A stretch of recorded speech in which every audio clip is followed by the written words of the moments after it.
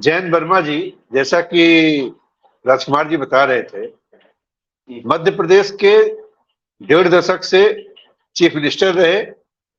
मामा जी को आज की डेट में ये भी नहीं पता है उनका खुद का टिकट है कि नहीं। चीफ मिनिस्टर का चेहरा होंगे तो बड़ी दूर की बात है, उनका खुद का टिकट अभी पक्का नहीं हुआ है। और जितने टिकट जारी हुए हैं उसको लेकर किस तरीके से गुटबाजी पूरे प्रदेश में वो देखने को मिल रही है। राजस्थान में यद्यपि जो है वसुंधरा राजे को थोड़ा सा स्पेसिफाई करने की कोशिश की गई, और कल रात जो यहाँ दिल्ली मुख्यालय में बैठक हुई है उसमें जो दिग्गज मध्य प्रदेश के बीजेपी के हैं उनके साथ साथ वसुंधरा राजे भी आई थी, लेकिन देर रात तक खुद प्रधानमंत्री बैठक करते रहे। फाइनली ये मीडिया के में जो है सूत्रों के हवाले से तो कहा जा रहा है कि एक सूची लगभग तैयार हो गई है, लेकिन आज अभी तक वो लगभग वाली सूची बाहर नहीं आई। मतलब पहली सूची अभी बाहर नहीं आई है। अब प्रधानमंत्री जी सुबह उठे हैं, फिर से उसी राजस्थान के चित्तौड़गढ़ में अपनी जो है योजनाएं गिना रहे हैं और बहुत सारे नए कार्यक्रमों की, नए सारे कामों की घोषणा कर रहे हैं। आपको लगता है कि प्रधानमंत्री के नाम पर लोग जो है जिस किसी को भी बीजेपी टिकट दे देंगे उसको चुन लेंगे, या जो लोग उनके बीच में काम कर रहे थे, जिन लोगों को वो अपने स्थानीय नेता के रूप में पहचानते हैं, उनको जब प्रमुखता मिलेगी, उनको जब तवज्जो मिलेगी, तब उनको जो है वोट देंगे।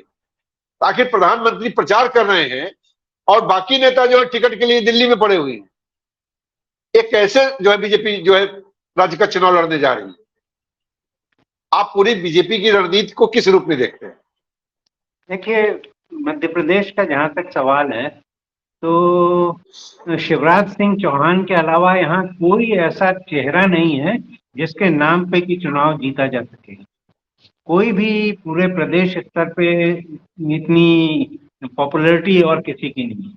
और ये बात भी सही है कि अब यदि अगला टर्म मोदी जी को चाहिए है और वो प्रधानमंत्री के रूप में 5 साल आगे काम करेंगे तो वो सुप्रीमो के रूप में काम करना चाहेंगे, और वो ऐसे किसी को भी अब सक्रिय राजनीति में कहीं नहीं रखेंगे जो कि उनसे सीनियर हो।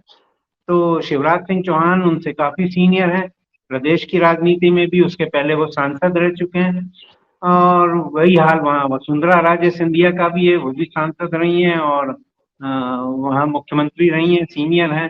तो वो नहीं चाहेंगे कि कोई भी इस प्रकार का सीनियर रहे, और इसलिए वो जो नाम इनके नाम पे चुनाव लड़ा जाएगा ऐसा नहीं है। और वो ये बताना चाहेंगे कि जो चुनाव लड़ा गया है वो चुनाव मोदी जी के चेहरे पे लड़ा गया है और मोदी जी उसका पूरा श्रेय लेना चाहेंगे। अब स्थिति ये है कि मध्य प्रदेश में यदि मुख्यमंत्री का चेहरा सामने नहीं रखते और चुनाव हो जाता है तो मुझे लगता है कि फिर ये बहुत ज्यादा बीजेपी के लिए नुकसानदेह होगा, क्योंकि अभी जो लाडली बहना उन्होंने लाए हैं और हर महिला जो है उसके अकाउंट में 1,500 के करीब जा रहा है पैसा, 12-13। तो इससे ऐसा लग रहा है कि लोग तो केवल शिवराज सिंह चौहान को जानते हैं, और जो केंद्रीय मंत्रियों को यहाँ उतार दिया है और केंद्रीय मंत्रियों को और सांसदों को उतार दिया है, तो सांसद जो होता है और केंद्रीय मंत्रिमंडल में से जो सदस्य होते हैं उनके जो विषय होते हैं उनका आम जनता से सीधे कोई संबंध नहीं होता है। आम जनता का सीधे संबंध होता है खेती से, आम जनता का सीधे संबंध होता है जमीन से, लॉ एंड ऑर्डर से। तो ये सारे विषय जो हैं ये तो विधायक के विषय, और विधायक को ही देखना है इसमें। और सांसद ने जो भी राजनीति अपनी की है तो वो इन विषयों से उनका कोई तारतम्य नहीं रहा।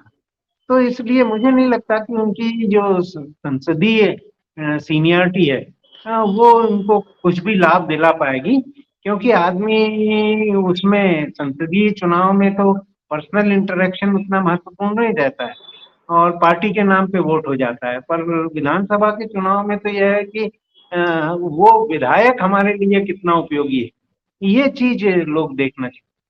तो मुझे लगता है कि अभी जो भारतीय जनता पार्टी की रणनीति है वो कुल मिला के ये है कि जो इनकी इंटरनल जो भी कुछ असेसमेंट आया है या आईबी का जो फीडबैक मिला होगा उस सबसे ऐसा लगता है कि भारतीय जनता पार्टी के लिए ये खतरे वाला है चुनाव।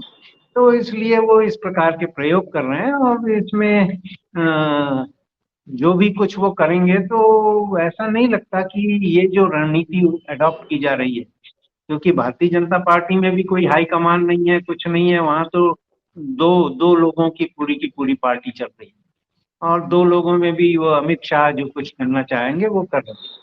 तो ऐसी स्थिति में मुझे लगता है कि भारतीय जनता पार्टी के जो सांसद हैं जो चुनाव लड़ रहे हैं, केंद्रीय मंत्री जो चुनाव लड़ रहे हैं, तो स्थानीय जो लोग अभी जिनकी इच्छा थी कि हम चुनाव लड़ेंगे, तो वो सब अब अंदर से तो खिलाफ में काम करेंगे, क्योंकि अब उनका तो मौका चला जाएगा, अब 5 साल के लिए अब वो कहीं नहीं रह जाएंगे। तो ऐसी स्थिति में ये जो रणनीति भारतीय जनता पार्टी ने अपनाई है, तो ये उनके लिए काउंटर प्रोडक्टिव होती है।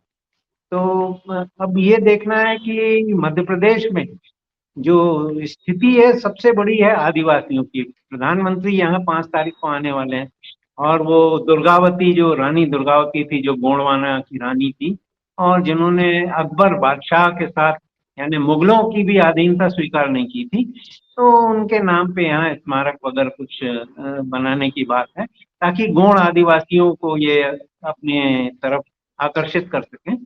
तो आदिवासी की मामला है, मध्य प्रदेश में 20% से ज्यादा आदिवासी है, लगभग 70-80 सीट हैं जहाँ पे आदिवासियों का ही सारा का सारा वो रहेगा। और यहाँ पे जो बीजेपी के लिए खतरा है, कांग्रेस के लिए भी खतरा है, वो है कि बीएसपी और गोंडवाना गणतंत्र पार्टी ये दोनों ने टाई अप कर लिए। अब ये जो दोनों ने टाई अप किया है तो ये दोनों के वोट काटेंगे, ये भाजपा के भी वोट काटेंगे और कांग्रेस के भी वोट काटेंगे। तो ऐसी स्थिति में कांटे की टक्कर है। और दूसरा किसानों की जो बात है, तो किसान आत्महत्या कर रहे हैं। किसान अभी टमाटर की देखिए तो 5 रुपए किलो बिक रहा है, जबकि 200 रुपए किलो 1 महीने पहले बिक रहा था। तो किसान के कर्ज की सवाल है, तो वो भी मामला है, बेरोजगारी है, भ्रष्टाचार है। तो इन सब मुद्दों को लेके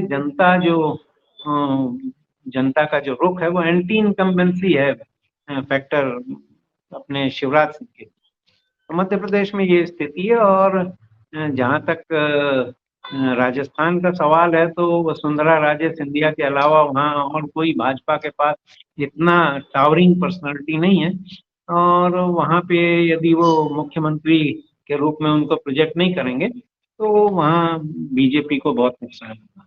और मध्य प्रदेश का भी यही हाल है, यदि शिवराज सिंह को ये नहीं करेंगे मुख्यमंत्री के रूप में तो फिर यहाँ पे भी काफी नुकसान। जयंत वर्मा जी, आपने बीच में एक जिक्र किया था कि मध्य प्रदेश में जो है दलित और आदिवासियों के चुनाव को लेकर के बीजेपी फोकस करने की कोशिश कर रही है और उसमें बसपा भी सेल लगा रही है। एक चर्चा है दिल्ली में, ये है फग्गन सिंह कुलस्ते जो केंद्रीय मंत्री हैं, उनको टिकट इसलिए दिया गया है कि अगर मामा को आगे नहीं बढ़ाते, शिवराज सिंह को आगे नहीं बढ़ाते हैं, फग्गन सिंह कुलस्ते उनके अगले चीफ मिनिस्टर का चेहरा हो सकते हैं। और ऐसा कम से कम दलित आदिवासी इलाकों में एक चर्चा फैलाने की कोशिश की जाएगी, जिससे वहां पर उनको फायदा मिल सके और ज्यादा से ज्यादा जो आदिवासी बहुल सीटें हैं वहां पर बीजेपी अपना चुनाव जीत सुनिश्चित कर सके। आपको क्या लगता है, फग्गन सिंह कुलस्ते के आने से इसका कोई फायदा उन क्षेत्रों में मिलने जा रहा है? दूसरे केंद्रीय कृषि मंत्री जिन्हें सूची में जिनका नाम आ चुका है कि वो विधानसभा का चुनाव लड़ेंगे, अभी तक वो अपने क्षेत्र में नहीं गए हैं इस सूची के आने के बाद। इसी तरह से इंदौर के एक बड़े नेता, बड़े बोले नेता, उनका जो राज्यसभा के सदस्य है उनका नाम भी इस सूची में आया है, वो तो पब्लिकली कह चुके हैं मेरा चुनाव लड़ने का कोई इरादा नहीं है और मुझसे पूछा भी नहीं गया, मेरा नाम सूची में आ गया। आपको क्या लग रहा है इन चीजों को कितना फायदा मिलने जा रहा है? देखिए, जो फग्गन सिंह कुलस्ते जी का जहां तक सवाल है, उनको वहां से टिकट दी गई है जहां से उनके सगे भाई चुनाव हारे हैं कांग्रेस से। तो वो उनके लिए बड़ी खतरनाक स्थिति है वहां पे। और फग्गन सिंह कुलस्ते का यह है कि वो मंडला में नेता तो रहे हैं, पर क्योंकि केंद्रीय मंत्री रहे हैं, तो जो राज्य के विषय हैं उनसे उनका कोई खास संबंध नहीं। और आदिवासियों का जहां तक सवाल है, तो आदिवासियों की जो समस्याएं हैं, जैसे मंडला में ही जो आदिवासी कई गांव हैं जहां पे कि उन्होंने एक चुटका परियोजना आ रही है वहां उसकी न्यूक्लियर पावर स्टेशन की, और उसमें कई गांव आदिवासी गांव में स्थापित होने वाले हैं। वो लोग ग्राम सभा का प्रस्ताव कर करके दे रहे हैं कि भाई हमको नहीं चाहिए ये यहाँ पे, पर उसमें फग्गन सिंह कुलस्ते कुछ नहीं कर रहे हैं, मतलब वो सत्ता के साथ बैठे।